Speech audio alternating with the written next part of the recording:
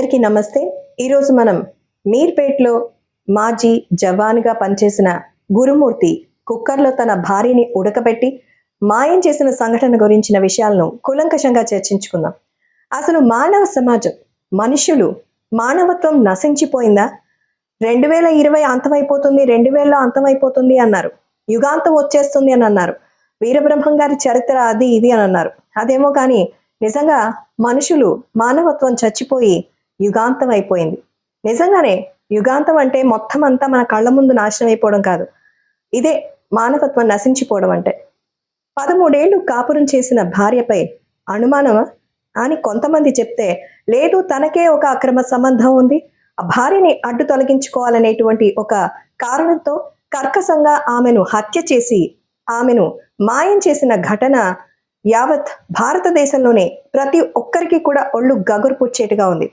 కేవలం ఇది భారతదేశంలోనో తెలుగు రాష్ట్రాలకు సంబంధించింది కాదు, ప్రపంచం అంతా మనుష్య జాతి ఆలోచించాల్సిన విషయం. ఏంటి అంటే, నిజంగా మనం మనుషులమేనా? మానవ ధర్మం ఏంటి? అసలు మనుషులుగా పుట్టినందుకు కొన్ని కోట్ల పుణ్యాలు చేసి ఉండాలి అని మనకు పురాణాలు, శాస్త్రాలు అవన్నీ చెప్తుంటాయి. మనకు అసలు మనుషుల గురించే అసలు ఆలోచన లేనప్పుడు మిగతా వాటి గురించిన ఆలోచన ఎందుకు వస్తుంది? మిమ్మల్ని ఏమన్నా సన్యాసుల్లాగా మారిపోయి అందరికీ దాన ధర్మాలు చేయండి, ఆస్తులంతా అమ్ముకోండి అని చెప్తున్నారా? సాటి మనిషి పట్ల కనీసమైనటువంటి గౌరవం. సొంత భార్య, 2 పిల్లల తల్లి, 13 ఏళ్ల కాపురం, ఒక భార్య సరిపోక మరొకరితో అక్రమ సంబంధం, దాన్ని ప్రశ్నించి నిలదీసినందుకు ఏకంగా అడ్డు తొలగించాలనుకునే ప్రయత్నం. జవాన్గా రిటైర్ అయి ఇప్పుడు ఒక కాంట్రాక్ట్ ఉద్యోగం చేస్తున్నారంటే, దేశంలో తనకు సంబంధం లేని వ్యక్తులను కాపాడడానికి వెళ్ళినటువంటి ఒక జవాను సొంత భార్య, తన 2 పిల్లల తల్లిని అంత కర్కశంగా, సినిమాల్లో కాదు కనీసం కథలుగా వినడానికి రాక్షసులు సైతం ఆలోచించేటువంటి ఒక మీమ్స్ అవి చూస్తున్నాను. వీడెవడో మనకంటే డేంజరస్ గా ఉన్నాడని దయ్యాలే చెప్తున్నాయి. ఏంటంటే, ఒక మనిషిని హత్య చేసి ముక్కలుగా నరికి గంటల పాటు ఉడకబెట్టి ఎముకల్ని వేరు చేసి కాల్చి దంచి పొడి చేసి చెరువులో పడేసి, ఇంత ప్రయత్నం, కనీసం నీ బంధాన్ని బలపరుచుకోవడానికి అందులో ఒక క్షణం ఆలోచించి ఉంటే ఇంతటి దారుణమైన నేరానికి పాల్పడేవాడా గురుమూర్తి?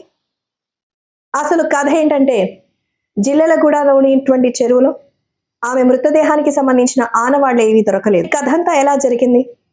గురుమూర్తి అలాగే తన భార్య సంతోషంగా అందరిలాగే పెళ్లి చేసుకున్నారు. 13 ఏళ్ళు వాళ్ళ కాపురం, 2 పిల్లలు ఉన్నారు.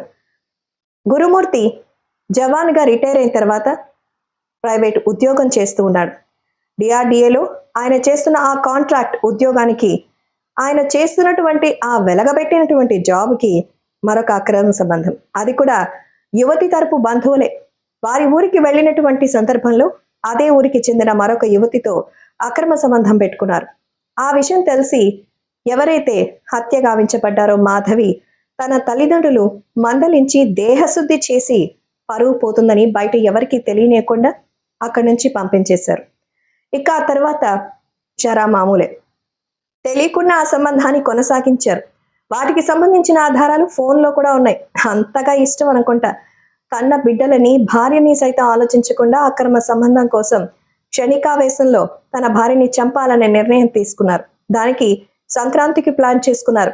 భోగి సంక్రాంతి నాడు అదే ఊరిలో ఉన్న తన సోదరి నివాసానికి తన పిల్లల్ని పంపించారు. అలాగే ఉదయం పూట వెళ్ళి సాయంత్రం గురుమూర్తి, తన భార్య మాధవి మాత్రం తిరిగి వచ్చేశారు. అదే విషయమై తన భార్య గురుమూర్తి ఫోన్లో వేరే యువతితో ఉన్న ఫోటోలు చూసి ప్రశ్నించగా క్షణికావేశంలో ఆమెపై చేయి చేసుకున్నారు. అది ఆవేశం కాదు, ఆలోచనతోనే చేశారు. ఆమెను చచ్చేంతగా కొట్టాడంటే తన ఆక్రోశం ఎలా ఉంటుందో ఊహించుకోవచ్చు. కొట్టిన తర్వాత ఇక తను మరణించిందని నిర్ధారించుకుని శవాన్ని ఎలా మాయం చేయాలని 2 గంటల సేపు ఆలోచించారు. ఇలా డీటెయిల్గా నేను స్టోరీ చెప్తుంటే దీన్ని విని ఇంకెవరైనా ఇన్స్పైర్ అవుతారేమోనన్న భయం. ఎందుకంటే అలాగే గురుమూర్తి కూడా గూగుల్లోను మరికొన్ని వెబ్సైట్స్లోను వెబ్ సిరీస్, సినిమాల్ని చూసి అందులోనూ జవాన్ తెలివితేటలు, జవాన్ అన్న పేరుకే కళంకం తెచ్చాడు మనిషి. అసలు మనిషి కాదు, మానవ మృగం. మృగాలైనా సరే ఆకలి తీర్చి, ఆకలి కోసం అవి ఏవైనా సరే ఒక అటాక్ అనేవి చేస్తాయి. కానీ గురుమూర్తి ఎందుకోసం చేశారు? ఒక భార్య సరిపోదా? ఇక మళ్ళీ కథలోకి వస్తే గురుమూర్తి తన భార్యని మాయం చేయాలని 2 గంటలు అంతర్జాలంలో వెతికారు.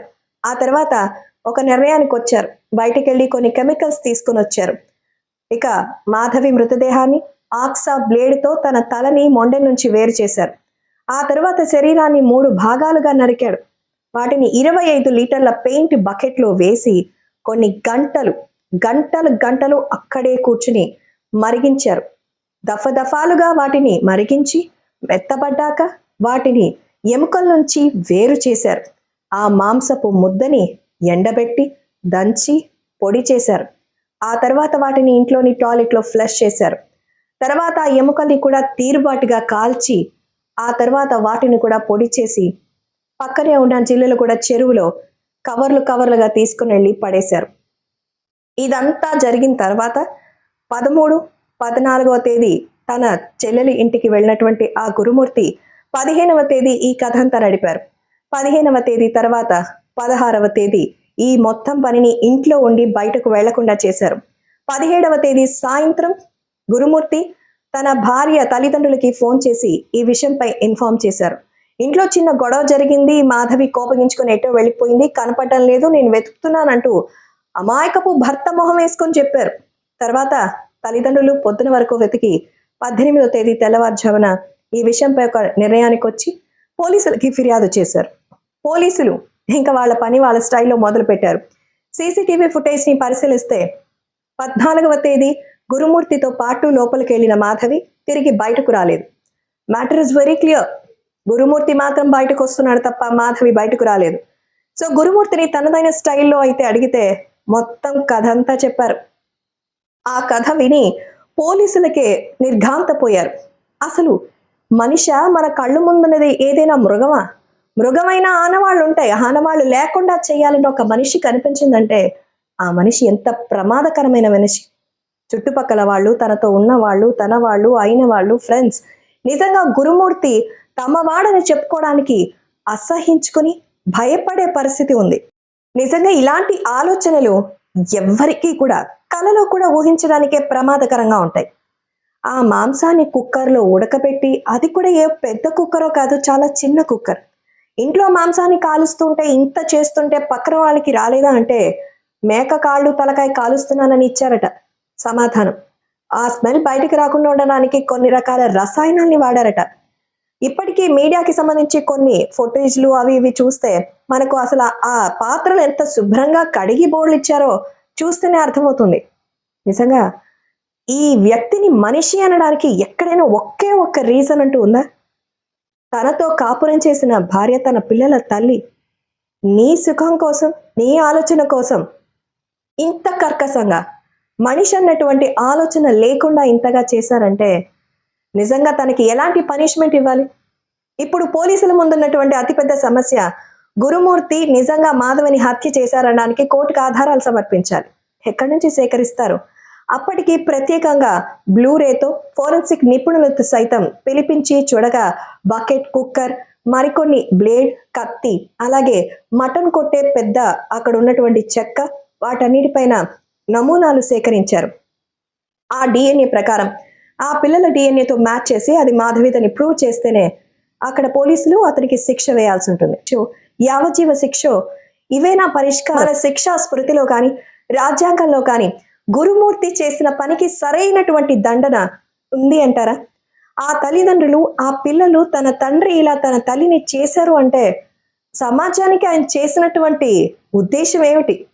నిజంగా ఇలాంటి ఒక మనిషికి సమాజంలో బ్రతికే హక్కు ఉందా?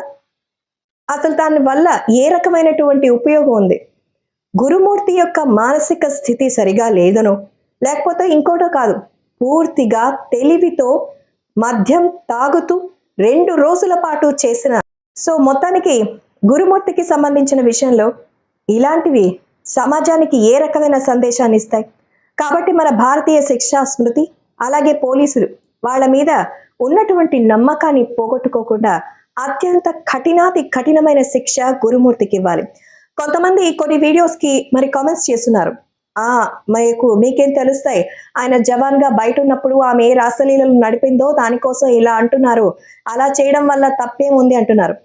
శిక్షా స్మృతుల గురించి లేదా ఒక వ్యక్తికి ఎలా శిక్షించాలి అనేది వాళ్ళ యొక్క వ్యక్తిగత నిర్ణయం. ఎందుకంటే ఎవరికి చట్టాన్ని చేతిలో తీసుకోవాల్సినటువంటి రైట్స్ లేనే లేవు. అది భారతీయ శిక్షా స్మృతిని ఎంతగానో గౌరవిస్తారు. గురుమూర్తి చేసింది తప్పు, తప్పని చెప్పడం కాదు, అక్షరాల మహాపాపం. భవిష్యత్తులో ఆ పిల్లలు తన తండ్రి అని చెప్పుకోవడానికి కూడా, కనీసం కలలో తలుచుకోవడానికి కూడా భయపడే ఒక మృగం. గురుమూర్తి లాంటి వ్యక్తి సమాజంలో చీడపురుగు కాదు, అసలు ఆయన మనిషి అని చెప్పుకోవడానికి ఏ మాత్రం అర్హత లేనటువంటి వ్యక్తి. తన సుఖం సౌఖ్యం కోసం ఒక వ్యక్తిని ఇంత కర్కశంగా, మృగం కంటే ఘోరంగా ప్రవర్తించారంటే అత్యంత కఠినాత్మకమైన శిక్షణ విధించాలి. కేరళ కేసు మీకు గుర్తే ఉంటుంది. కేరళలో ఒక అమ్మాయి తన బాయ్ ఫ్రెండ్ కి తన పెళ్లి వద్దంటే ఒప్పుకోవడం లేదని చెప్పి విషం ఇచ్చి తనని చంపేసింది. ఎంతో భవిష్యత్తు ఉన్నటువంటి ఒక వ్యక్తి ప్రాణాలు కోల్పోయారు. తనకి ఎలాంటి శిక్ష వేసింది? ఇమ్మీడియట్ గా ఉరి శిక్ష వేసింది. తన వయసు చాలా తక్కువ, తనకి కూడా భవిష్యత్తు ఉంది. యావజ్జీవ కారాగార శిక్ష వేయొచ్చు, కానీ ఉరి శిక్ష వేసింది కేరళ ప్రభుత్వం. మరి గురుమూర్తికి ఎలాంటి శిక్ష వేయాలి? మన స్టేట్ గవర్నమెంట్ పై ఎంతో నమ్మకం ఉంది, అలాగే మన జ్యుడిషియల్ పై, పోలీసులపై కూడా గట్టి నమ్మకం ఉంది. ఆయన ట్యాంపరింగ్ చేయడానికి ఆధారాలు ఎన్ని రకాలుగా చేశారో, అసలు ఆయన ప్లాన్ వేసిన విధానం, గురుమూర్తి అనేటువంటి ఒక మృగం ప్లాన్ చేసిన విధానం పూర్తిగా అమానవీయ ఘటన. ఇది ప్రతి ఒక్కరికి కూడా ఒక గుణపాఠం లాగా ఉండాలి. నిజంగా ఆలోచనలు, మానవత్వం నిజంగా మంటగలిసిపోయింది అని ఖచ్చితంగా భవిష్య మనుషులుగా మనం ఉన్నామంటే వాళ్ళ ఆవేదన ఒక్కసారైనా అర్థమవుతుంది. ఆ తల్లిదండ్రులు, ఆ పిల్లలు, వాళ్ళ భవిష్యత్ ఏంటి? ఇంత ఘోరమైనటువంటి చావు, ఇంత ఘోరమైన హత్య రేరెస్ట్ ఆఫ్ ద రేర్ అని చెప్పొచ్చు.